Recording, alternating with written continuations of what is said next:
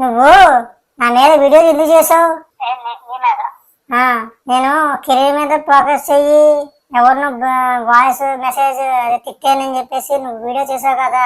బయట వాళ్ళు చేశారంటే అన్నం ఉంది, నువ్వు ఇంట్లో కూడా కదా, చుట్టవే కదా, ఎలా చేయొచ్చా నువ్వు?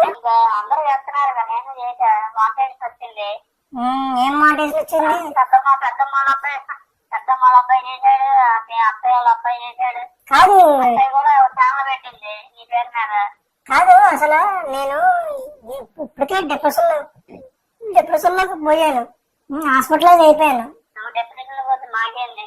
అందరూ సంపాదించుకున్నారు వాళ్ళంతా, సరే మనం కూడా సంపాదించుకుంటే సత్యందని చెప్పి నేను ఒక ఛానల్ పెట్టేశాను. చుట్టాల అమ్మాయి ఇలాగా పాపం పరువు పోయింది, పేరు పోయింది, బాధపడుతుంది. ఫోన్ చేసి ఎలా ఉన్నావు, తిన్నావా, పడుకున్నావా, మళ్ళీ నువ్వు వేరే అర్థాలు చేసుకుంటావు. నీతో వచ్చిన తర్వాత సాగు ఏటో అర్థం కాదు.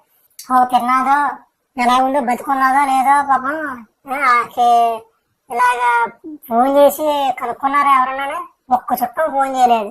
చేయకపోగా ప్రతి చుట్టంగాడు, ప్రతి గొట్టంగాడు వీడియో చేసుకోండి నా పేరు మీద వాడుకొని.